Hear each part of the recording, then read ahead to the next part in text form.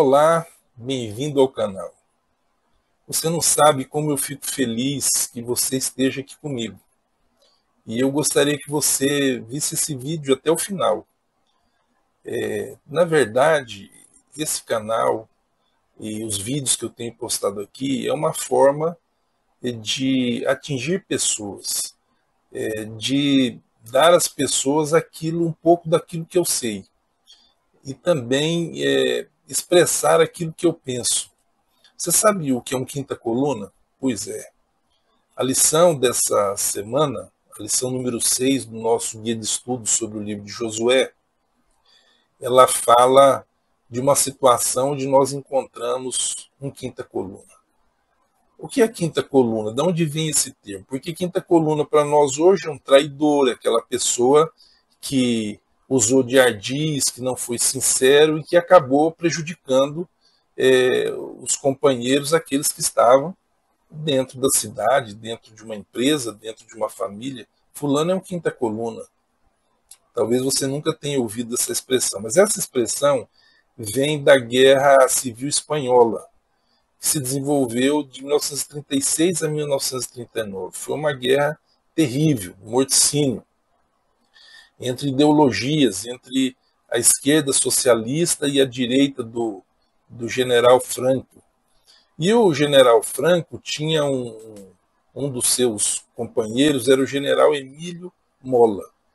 E aí o que aconteceu? Durante o cerco de Madrid, em 1936, o general Emílio Mola, um dos líderes das forças nacionalistas de Francisco Franco, marchava com 4 colunas de tropas em direção à capital. Ao ser entrevistado por um jornalista, Mola afirmou: tenho 4 colunas marchando sobre Madrid e uma quinta coluna dentro da cidade. Que quinta coluna era essa? Eram os infiltrados. Eram aqueles que estavam ali para trair os supostos companheiros. Eram aqueles informantes. Eram aqueles que não tinham nenhuma consideração para com o seu próprio exército. Estavam dentro de Madrid fazendo um trabalho para os que vinham de fora, os que iriam invadir. A lição dessa semana tem o quinta coluna. Esse quinta coluna é Acã. Mas a lição dessa semana faz com que a gente deseje jamais ser um quinta coluna.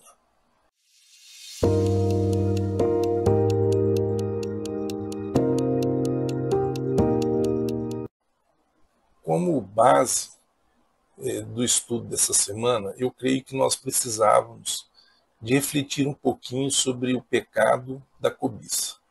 Nós sabemos que Deus proibiu o ser humano de cobiçar. Mas a cobiça é algo tão íntimo e muitas vezes tão imperceptível que nós precisamos de refletir um pouco sobre isso. O que é cobiça? Cobiça é um desejo intenso e desordenado de possuir aquilo que pertence a outra pessoa. Seja a cobiça de bens materiais, de uma posição, de uma pessoa, ou até o reconhecimento que alguém tem. Então eu desejo, a cobiça é um desejo intenso e é um desejo desordenado. É um desejo que não está fora da vontade de Deus. É um desejo que ele é contrário ao amor devido ao próximo. Então, nós podemos resumir o seguinte: o que é cobiça? Cobiça é um desejo desordenado, fora da vontade de Deus e não tendo o objetivo de amar o próximo. A cobiça, ela é realmente um pecado muito sutil. Nos 10 mandamentos, Deus colocou ali: não cobice a casa do seu próximo. Não cobice a mulher do seu próximo, nem o seu servo, nem a sua serva, nem o seu boi, nem o seu jumento, nem coisa alguma que pertença ao seu próximo. Está lá em Êxodo, capítulo 20, 17. Mas, ao mesmo tempo, que eu tenho essa orientação, eu muitas vezes não refreio o meu desejo. E o pecado da cobiça, que é um pecado muito sutil, é um pecado do coração humano, é um pecado que é um movimento interno na vontade da pessoa. A gente não consegue, muitas vezes, nem a gente percebe, quem dirá, muitas vezes, as outras pessoas. O apóstolo Tiago, ele diz assim, na carta, capítulo 1, versículo 14 e 15, cada um é tentado pela sua própria cobiça, quando essa o atrai e seduz. Então a cobiça, depois de haver concebido, dá à luz o pecado, e o pecado sendo consumado, gera morte. Essa foi a carta de Tiago, né? Que não era o apóstolo que foi morto, né? Martirizado, mas ele nos diz isso. Cada um é tentado pela sua própria cobiça. E o que a gente percebe aqui? Que a cobiça, ela é praticamente o germe do descumprimento de toda a lei. O diabo no céu, ele começou como? Cobiçando a posição de Jesus Cristo. Essa é a verdade. Nós lemos isso lá em Ezequiel, nós lemos isso lá em Isaías, a descrição do fato. E quando nós começamos a cobiçar o que não é nosso, eu sou levado a outros pecados. Eu furto. Para furtar, muitas vezes, eu mato, e aí na técnica jurídica se diz que é um roubo, não é? Eu falo mal de outras pessoas, eu induzo outras pessoas a acreditar no que eu estou dizendo. Quer dizer, a cobiça vai desestruturando a personalidade do sujeito, a justiça, a cobiça, ela mina o caráter do indivíduo. A única solução contra a cobiça está justamente na primeira tábua, nos mandamentos referentes a Deus. Enfim, o que nós temos hoje, e o que nós lemos em Josué, no capítulo 7, é fruto da cobiça. Deus havia firmado uma aliança com o seu povo. É um outro conceito que nós precisamos de ter aqui. Essa aliança, qual era o fundamento dessa aliança? A obediência. Deus prometeu estar com o povo de Israel. Deus prometeu conduzi-lo, ampará-lo, cuidar, dar as coisas. Deus demonstrou que estava fazendo isso, livrou o povo do Egito, abriu o Mar Vermelho, eles entraram pelo deserto. Agora, o que se exigia em troca? A obediência. Deus deu aí. O povo de Israel começou a conquista vindo do leste do Rio Jordão. Então, eles estavam ali do outro lado do rio. Deus abriu o Rio Jordão para que eles passassem, nós vimos isso nas primeiras lições. Eles entraram agora do lado oeste do Rio Jordão, ali era um vale, o Jordão passava no meio, eles entraram, e aí o que acontece? Eles vão e conquistam Jericó. Na conquista de Jericó, eles tiveram sucesso, porque Deus fez o quê? Os anjos de Deus quebraram as muralhas, o povo entrou e fez aquilo, obedeceu e fez aquilo que deveria ser feito. Ali dentro das muralhas estavam quem? Os inimigos de Deus. Ali estavam aqueles que queimavam crianças no fogo para os seus deuses. Ali estavam as pessoas que tinham relações sexuais com a própria mãe. Ali estavam as pessoas que tinham relações sexuais com animais. Leia lá em Levítico 18. Ali estavam as pessoas impenitentes, para as quais foram dados 400 anos, aquele povo, 400 anos de graça, para que eles pudessem mudar de vida. Os últimos 40 anos foi um testemunho constante. Desde a passagem pelo Mar Vermelho, aquele povo vinha sabendo dos acontecimentos. Deus vinha testemunhando através do povo de Israel para os cananeus. Deus vinha dizendo: olha, eu sou assim, eu sou poderoso, eu cuido das pessoas, eu tenho um projeto para tocar para frente aqui.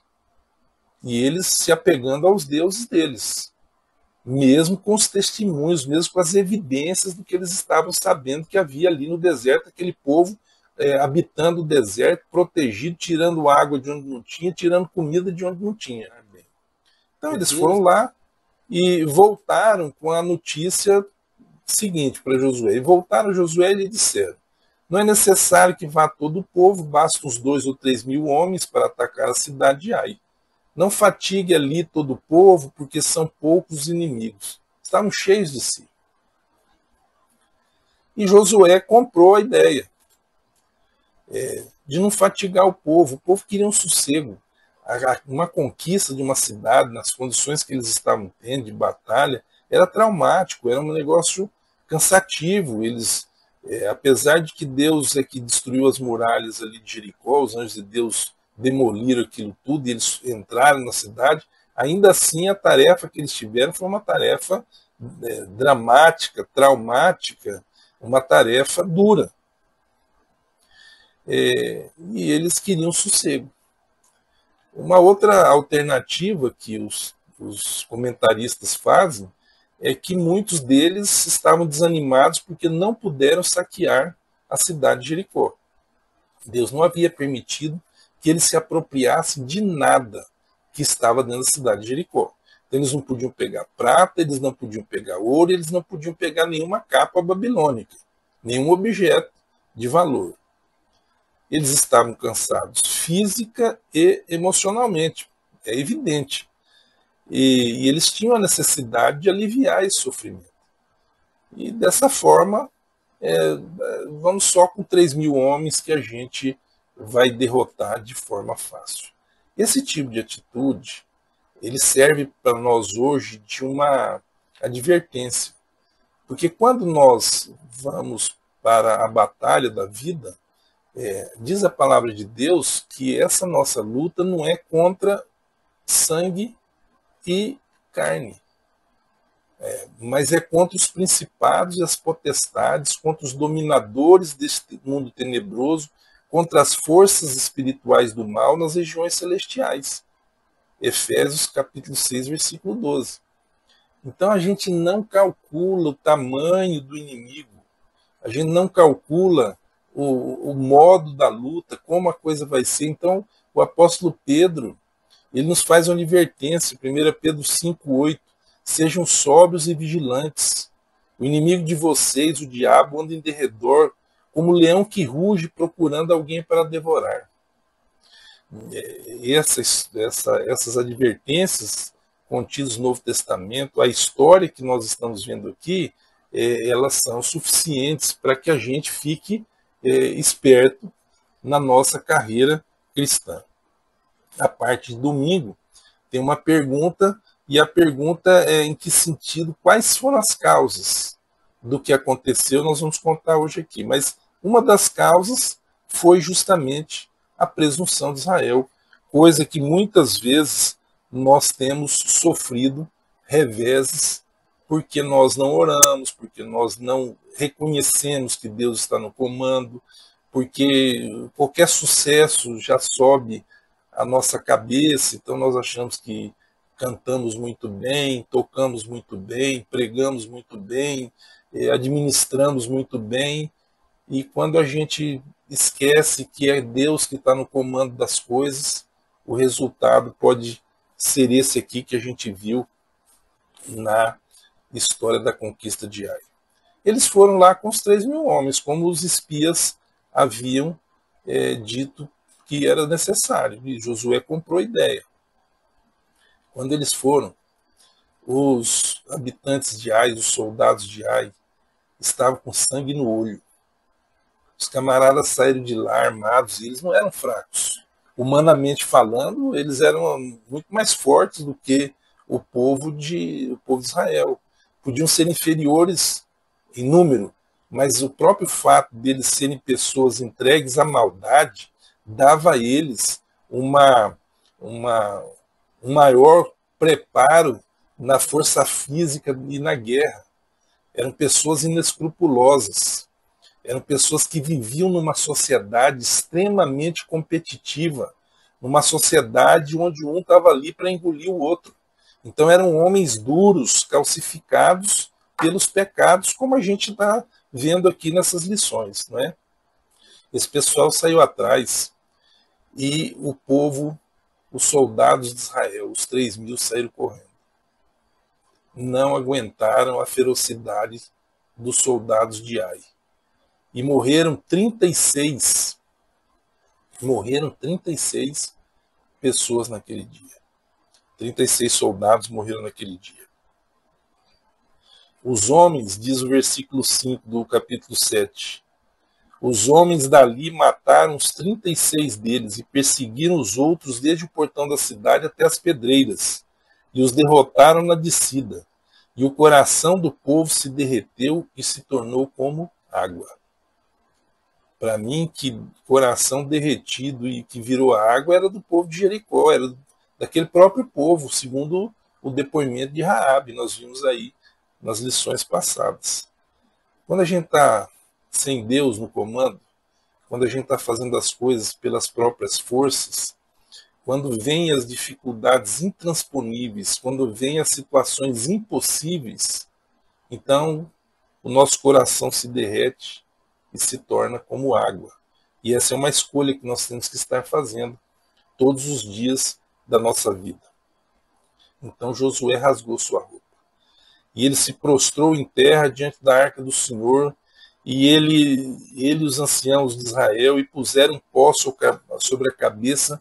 E Josué, então, ele começa a exclamar, e é surpreendente como ele vai suplicar a Deus, e ele diz, olha, era preferível a gente não ter entrado.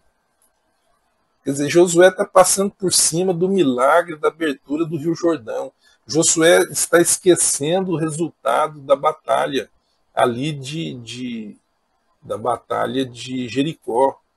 Ele fala ao Senhor, era melhor a gente ter ficado do outro lado do Jordão. Por que nós vamos entrar para o lado de cá? Mas Josué tem um detalhe, uma preocupação que é bem interessante. Ele está preocupado com o nome de Deus.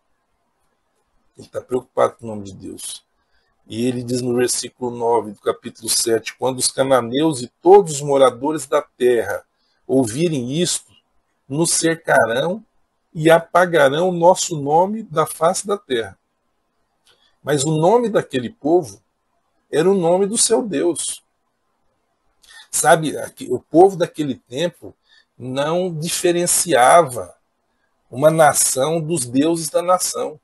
Eram os deuses da nação que lutavam por ela. E o nome do povo de Israel era o nome do seu Deus. Se Israel fosse derrotado, Josué está dizendo aqui, fazendo a pergunta, e então que farás ao teu grande nome?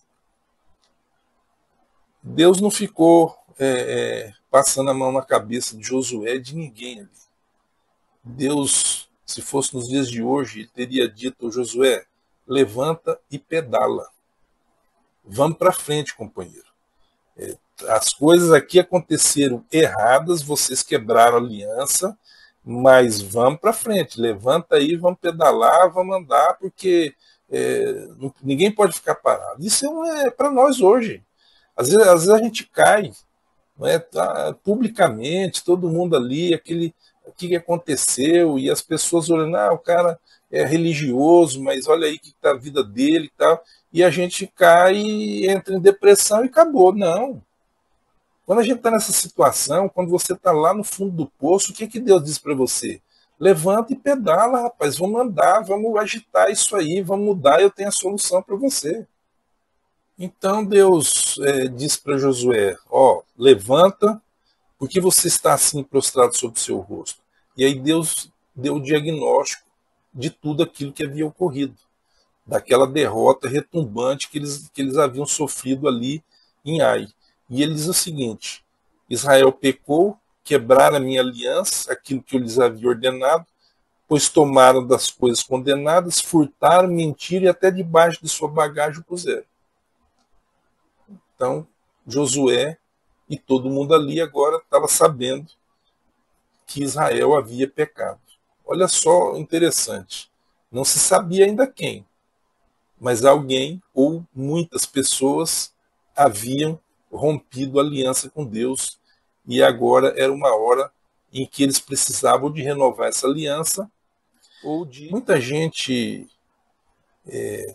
tem dificuldade de entender esse momento aqui, mas o que é importante a gente saber é que Deus resolveu ele mesmo tomar as rédeas da coisa. Até aquele momento, todos eles sabiam que havia alguém ou pessoas que haviam quebrado a aliança.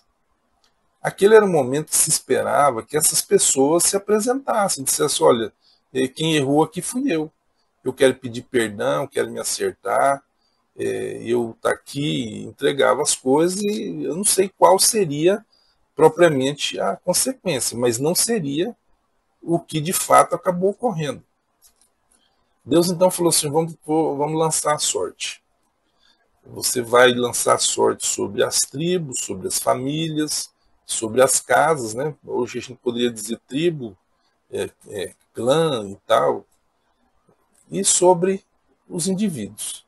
Então caiu na tribo de Judá, depois fizeram o sorteio, caiu na família dos Zeraitas, aí fizeram o sorteio, caiu na casa de Zabdi, e o Acã, que é o personagem, quieto. O que ele estava imaginando? Que ele podia escapar. Ele havia escondido prata e ouro que ele havia pego em Jericó e uma capa babilônica, que era uma capa finíssima, lindíssima, né? Ia ser uma coisa extraordinária.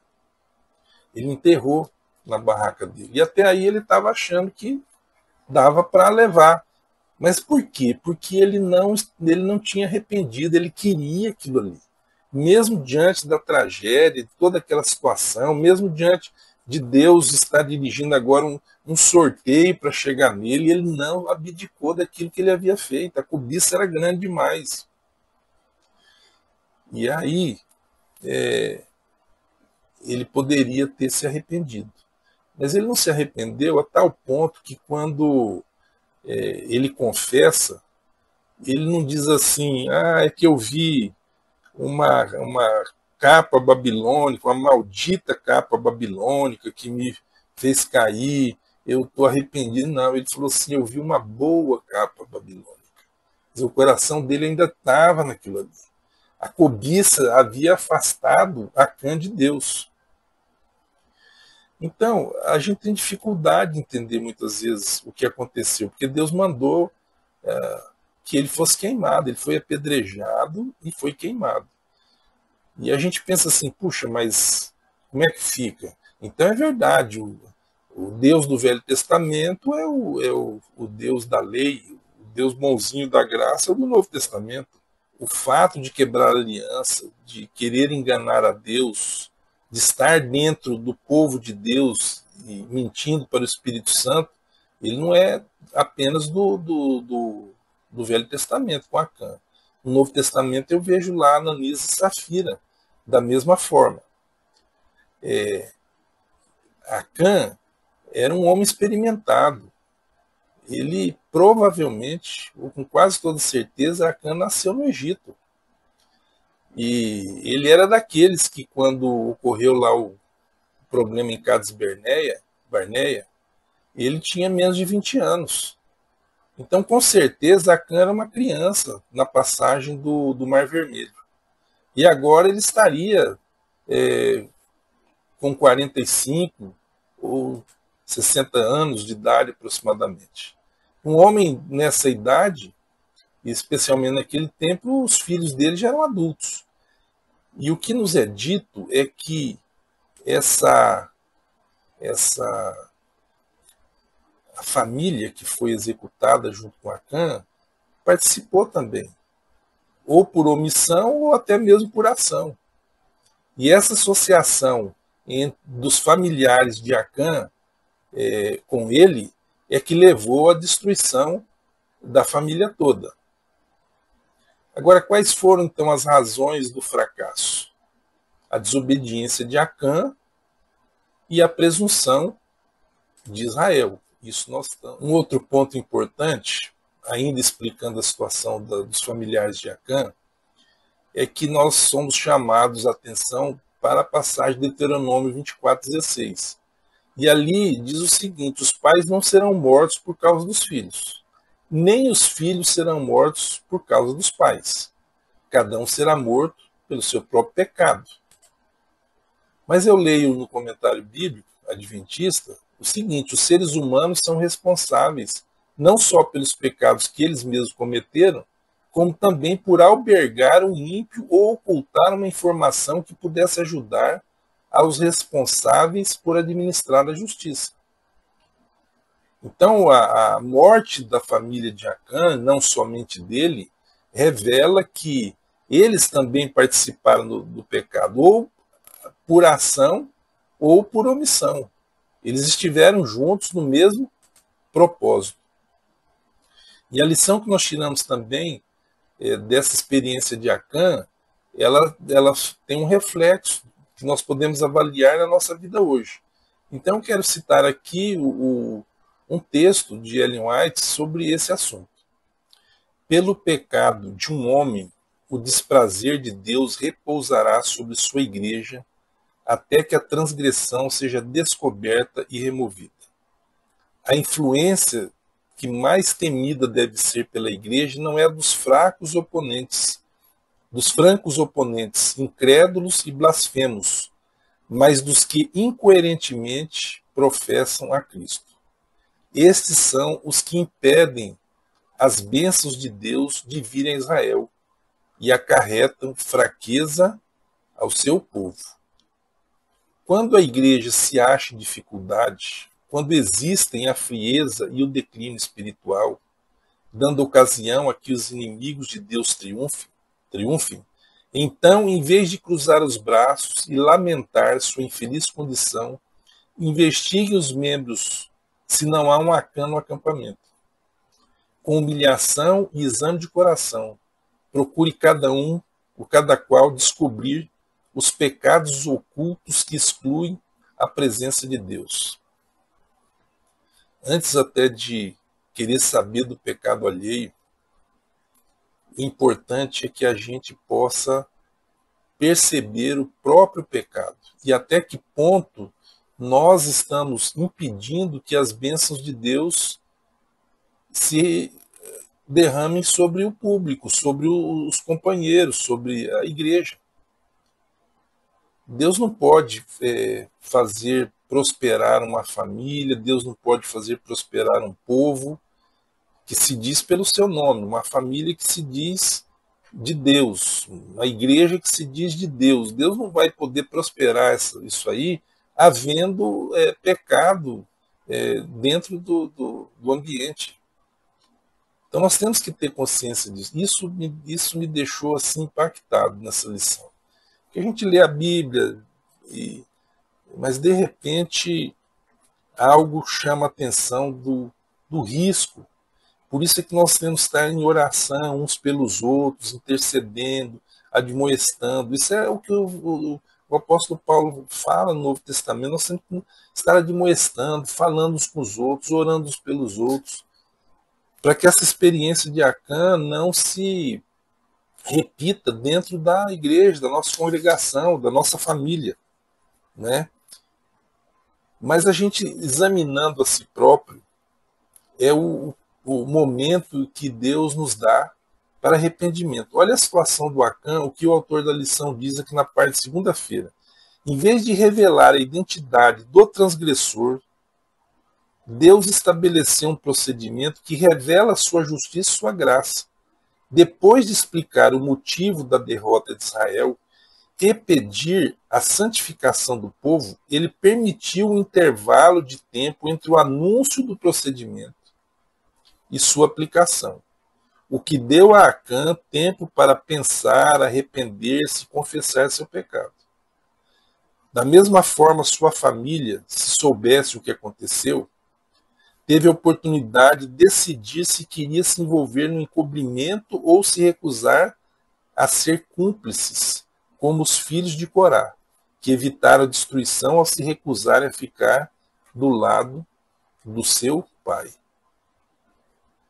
Prosseguindo no trecho aqui de Ellen White, diz assim: Acã reconheceu sua culpa quando era demasiado tarde para que a confissão o beneficiasse.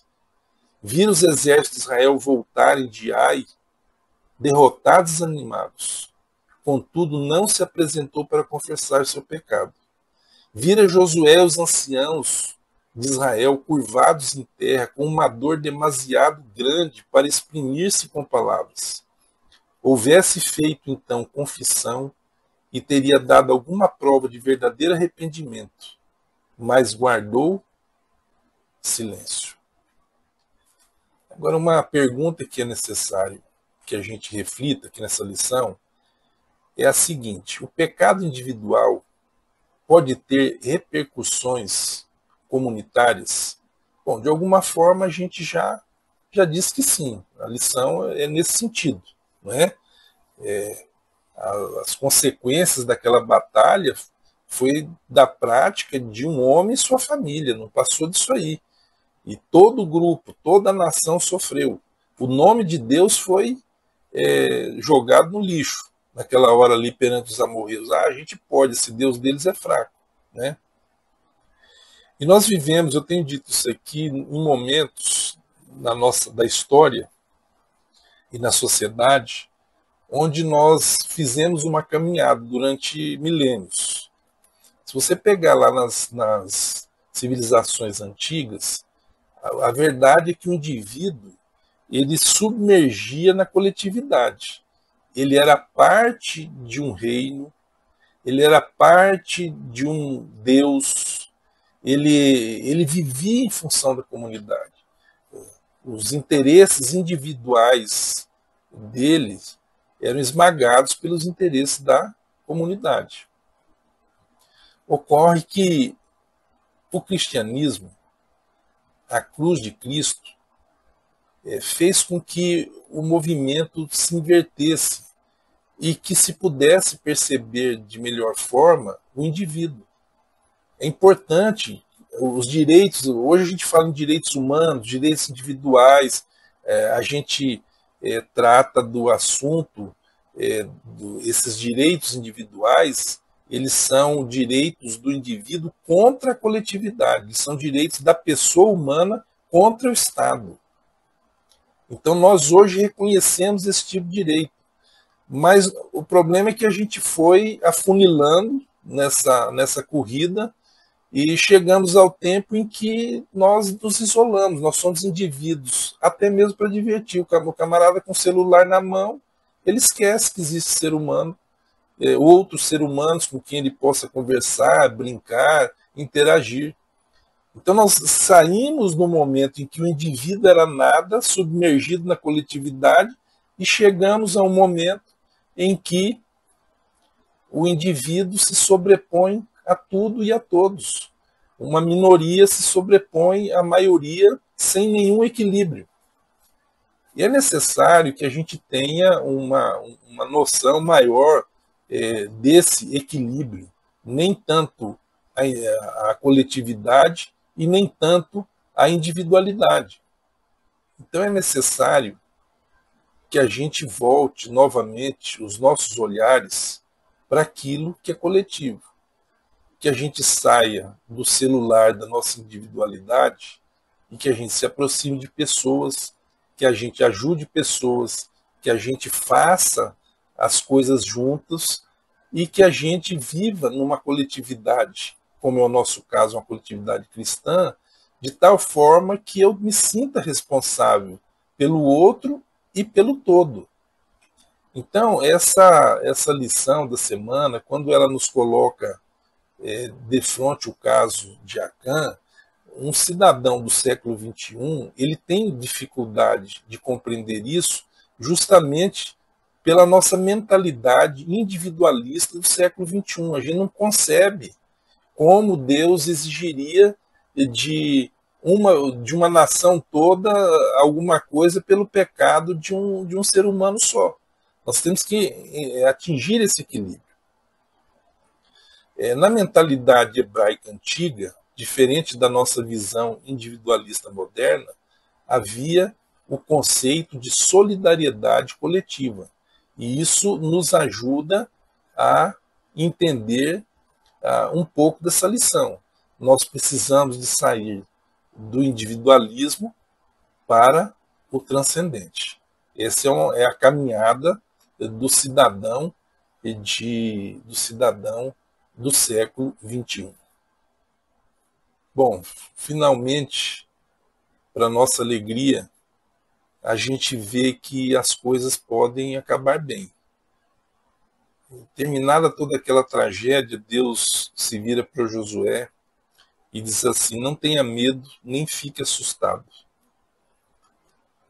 Deus sabia que as pessoas, nesses acertos de contas, nesses momentos trágicos, nesses momentos difíceis para o seu povo, para a igreja, para famílias, Deus sabe que quando tudo termina, as pessoas ficam com medo e ficam assustados. Mas Deus diz assim: leve com você toda a gente de guerra, prepare-se e marche contra a cidade de Ai. Eis que entreguei em suas mãos o rei de Ai, o seu povo, sua cidade e a sua terra. E aí Deus então elaborou uma estratégia que Josué aplicou no campo de batalha. Eles repetiram a mesma cena de se aproximar num número menor perante a cidade, porém, eles fizeram uma emboscada. O grosso do exército ficou escondido ali na parte de trás da cidade, ali numa região montanhosa. E quando os soldados de Ai viram que lá estavam novamente os derrotados, lá estava novamente aquele povo do Deus que não tem poder, lá estava novamente aquele povo teimoso, eles saíram outra vez. Mas agora os soldados de Israel não fugiram por medo, mas fugiram por estratégia. E quando eles fugiram e tiveram um longo caminho, e quando os soldados de Ai haviam abandonado a cidade, o restante das tropas de Israel entraram na cidade, queimaram a cidade, saquearam a cidade. E Deus permitiu que eles se apossassem agora dos despojos daquela cidade. Dos despojos daquela cidade. Então, o que a gente tem aqui? É que Deus transforma fracassos em vitórias. Nós precisamos tirar lições para a gente dessa lição, desse estudo. Deus pode pegar a igreja que às vezes está fria, uma igreja que está com problemas. Deus pode pegar uma família, Deus pode pegar a sua família, a minha família, e de repente aquilo que poderia ser uma grande tragédia, um grande fracasso, nas mãos de Deus pode haver uma grande vitória. Nós podemos ver também nessa lição que a cobiça é algo fatal e é um pecado de difícil identificação. E nós precisamos estar atentos. Só o Espírito Santo nos convence do pecado.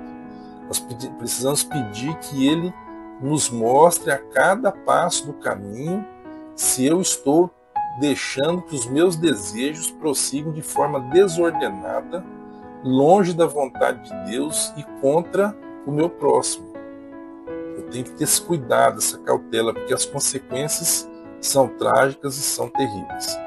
Enfim, eu tenho que orar a Deus para que eu não seja um quinta coluna. Um abraço e até a próxima.